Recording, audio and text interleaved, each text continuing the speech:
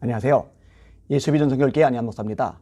우리 대한민국에서 5.18 민주유공자에 대한 이야기는요, 이야기를 꺼내기가 굉장히 어려워요. 하도 벌떼처럼 달려들고 공격이 극심하기 때문에 그렇습니다. 근데 이 부분을 정리를 꼭 하지 않으면 안 됩니다. 그렇게 하지 않으면 이 대한민국의 역사가 앞으로 나가는데 커다란 장애물, 걸림돌이 되고 말 겁니다.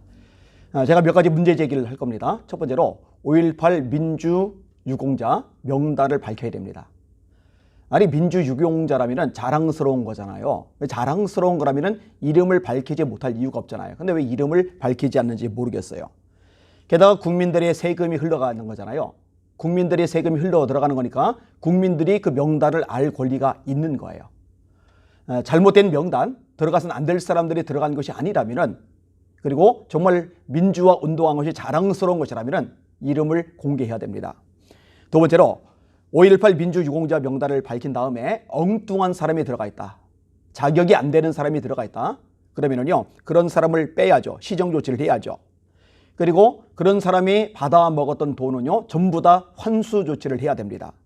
세금을 제대로 안 냈다고 적발해서 추징금을 때리잖아요. 그죠? 근데 이것은 세금을 먹어버린 거예요. 불법으로 먹어버린 거예요.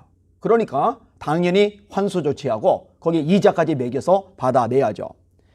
세 번째로 5.18 민주유공자 명단과 함께 그들에게 어떻게 어느 정도가 지원이 되고 있는지 이것도 밝혀야 됩니다. 우리 대한민국에는요 다양한 국가유공자들이 있어요. 6.25 참전 관련자들 있잖아요. 그죠? 그다음에 군대에 갔다가 거기서 사고를 당해서 어려움을 겪은 사람들, 이런 사람들도 들어가죠. 이런저런 모양으로 국가유공자가 되었는데 유공자인 분과 이야기를 나누다 보니까 혜택이 생각보다 그렇게 크지는 않더라고요. 그런데 여러 소식을 통해 접하는 이야기가 5.18 민주유공자의 경우 혜택이 굉장히 크다고 그래요. 비교가 되지 않을 만큼 많다고 그래요. 만약 다른 국가유공자에 비해서 5.18 민주유공자에게 터무니없이 많은 혜택이 주어지고 있다면요, 형평성에게 재조정이 되어야 됩니다. 네 번째로 5.18 민주유공자에 대한 가산점을 폐지해야 됩니다. 2006년 이전에는요 국가유공자 가족에게 10%의 가산점을 줬어요. 그러다가 헌법 불합치 판결을 받았고 5에서 10% 주는 것으로 변경이 됐습니다. 근데 5에서 10%가요 엄청난 혜택입니다. 자, 공무원에 합격하려고 정말 열심히 공부를 해요. 그런데 아무리 열심히 공부를 해도 5.18 민주유공자가 5에서 10% 정도 가산점을 받으면요 따라잡기가 거의 불가능하다고 보시면 돼요. 그러니까 5.18 민주유공자들은 공무원 되기가 너무 쉬워지는 거예요. 편드는 사람들은요 10%의 가산점을 받는 경우에도 과다 합격의 문제로 합격률이 30% 이내로 제한된다, 이렇게 말을 해요. 웃기는 얘기입니다.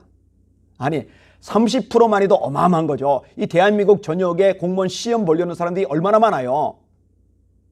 그중에 5.18 광주 유공자 수가 몇 프로나 됩니까? 그런데 30% 가까이 혜택을 받을 수 있다? 이거는요 말도 안 되는 차별입니다. 다섯 번째로 5.18 특별법, 이거는 반드시 폐지되어야 됩니다. 이 법은요 허위사실을 유포해서 5.18 민주화운동을 부인하거나 비방하거나 왜곡하거나 날조할 경우에 5년 이하의 징역 또는 5천만 원 이하의 벌금을 매긴다는 거예요. 아니, 허위사실 유포라는 게 이게 참 말이 안 되는 게요, 역사를 바라볼 때 보는 관점이 저마다 다 달라요.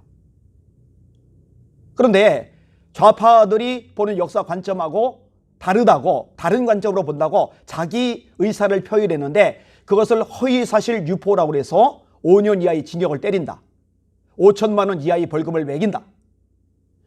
도대체 이 자유민주주의 대한민국이 왜 이렇게 전체주의 국가로 흘러가 버렸는지 모르겠어요. 이런 법안이 통과될 때 지금의 야당은 대체 뭘 했는지 모르겠어요. 안타깝고 가슴 아픈 일입니다. 국민적인 공감대가 형성되어 있었던 것도 아니고 격렬한 토론을 벌였던 것도 아니고 그냥 슬그머니 통과시키고 넘어가 버렸어요. 헌법에 보장된 표현의 자유가 아주 정면으로 억압을 받는 거죠. 여섯 번째로 하고 싶은 말이 있는데, 이런 와중에 또 어처구니 없는 5.18 관련 법안이 발의가 되었어요. 어제 1월 14일이 입법 예고 마지막 날입니다. 제안 이유가 이렇게 써 있어요. 현행법은 5.18 민주유공자 유가족의 범위를 배우자, 자녀, 부모, 성년인 직계 비속이 없는 조부모, 60세 미만의 직계 존속과 성년인 형제자매가 없는 미성년 제매로 정하고 이들을 5.18 민주유공자 단체 회원이 될 수 있도록 규정하고 있음. 그러나 5.18 민주유공자 유가족의 범위에 5.18 민주운동 사망자 또는 행동불명자로서 직계 존비속이 없는 경우에는 형제 자매가 포함될 수 있도록 하고 5.18 민주유공자 유족회의의 회원이 될 수 있도록 해야 한다는 의견이 있음. 그러니까 더 추가하겠다는 거죠. 5.18 유공자 멤버를요. 더 늘려가겠다는 거죠. 맞아 읽을게요. 한편 현재 국가유공자, 독립유공자, 보훈보상 대상자와 그 유족 중 생활이 어려운 대상자에 대하여는 생활조정수당을 지급하고 있으나 5.18 민주유공자와 유족에 대하여는 관련 지원이 없어 생활이 어려운 유공자에 대한 지원이 필요하다는 지적이 있음. 웃음이 나오죠. 이에 5.18 민주유공자 유가족 범위 및 5.18 민주유공자 단체 회원 범위를 조정하고 늘린다는 거예요. 5.18 민주유공자와 유족에 대한 생활조정수당 지급 근거를 마련하여 주는 돈을 늘린다는 거예요. 5.18 민주유공자에 대한 예우를 충실히 이행하려는 것이 지금 예우도 차고 넘치죠. 과다하잖아요. 형평성이 문제가 있잖아요. 그런데 인원도 늘리고 액수도 늘리고 이러겠다는 거예요. 주요 내용 가 유족 또는 가족의 범위에 5.18 민주화 운동 사망자 또는 행방불명자로서 직계 존비속이 없는 경우 형제 자매 중 추천된 1명이 포함되도록 함.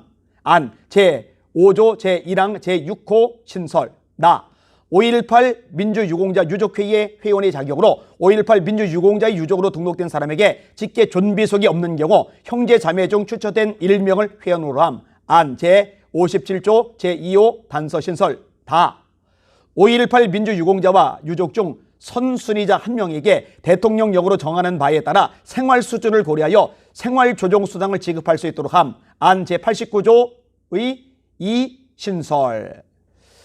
도대체 이 대한민국이란 나라는요 5.18 유공자들의 나라입니까? 아니잖아요. 솔직하게 말할게요. 이런 식의 행태는요 오히려 전라도민에게 마이너스입니다. 광주 시민에게 마이너스입니다. 왜냐하면요 상대적인 박탈감을 느끼는 대한민국 국민들이 너무 많거든요. 너무 많은데 법안으로까지 이렇게 만들려면 어떻게 하겠다는 거예요. 특별법까지 만들어서 비판조차 하지 못하도록 차단하면 표현의 자유조차 억압하면 헌법에 보장된 표현의 자유조차 짓밟으면 어떻게 하겠다는 거예요. 그럼 반발 더 사죠. 오히려 전라도민들이 고립되는 거예요. 오히려 광주 시민들이 고립되는 거예요. 한 대한민국이잖아요. 서로 어우러져야 되잖아요. 위하는 것 같은데 사실은 위하는 게 아니에요. 고립시키는 거죠. 도대체 무슨 생각을 가지고 있는지 더불어민주당 국회의원들 이해할 수가 없고요. 그래서 도대체 이런 법안이 통과되도록 잠잠하고 제대로 대응조차 못하고 낙지조차 못하고 목소리조차 못 낸 야당은 뭘 하고 있는지 참 깝깝하기만 합니다. 다음 문제가 있는 거죠. 상식도 실력도 헌법에 대한 이해도 국민 전소도 이해 못하는 국회의원들이 국가 지도자들이라고 앉아있는 꼴이에요. 점점 이상해져가는 대한민국, 누군가는 브레이크를 걸어야죠. 과속으로 엉뚱한 방향 향해 질주를 하는데 누군가는 브레이크를 걸어야죠. 이렇게 브레이크 걸다가 5.18 특별법에 의해서 고소당하거나 처벌받는 거 아닌 거 모르겠어요. 그래도 할 말은 해야죠. 대한민국이 잘못된 방향 계속 나가도록 놔둘 수는 없잖아요. 방치할 수 없잖아요. 이 나라 대한민국을 살려주세요. 고쳐주세요. 불쌍히 여겨주세요. 하나님 바로잡아주세요. 이 기도가 애절한 기도가 계속 쏟아져 나와요. 교회에서 성도들과 함께 모여 예배 드릴 때도 이 대한민국을 놓고 대한민국의 정체성을 놓고 계속 기도할 수밖에 없고요. 사랑하는 시청자 여러분, 우리 대한민국 초대 국회를 기도로 시작을 했어요. 그리고 하나님의 은총과 긍휼하심 때문에 주변에 열강들이 있었음에도 불구하고 자원이 없었음에도 불구하고 나라가 남북으로 쪼개졌고 북한이 시시삼삼 노림에도 불구하고 세계 12위 경제 대국이 되었단 말이에요. 선교 강국이 되었단 말이에요. 어딜 가나 자랑스러울 만큼 국가 위상이 높아졌단 말이에요. 그런데 이게 송두리째 구렁텅이로 굴러 떨어져 가고 있어요. 이러니 어찌 울부짖지 않을 수가 있겠습니까? 함께 이 대한민국을 놓고 기도해 주시고 목소리를 내주세요. 알려주세요. 그래야 하나라도 잡아나갈 수 있을 겁니다. 엉뚱한 방향으로 절제하는 대한민국의 브레이크를 걸은 저와 여러분들이 되었으면 좋겠습니다. 주님께서 도우시기를 기도하면서 함께 전진합시다. 할렐루야.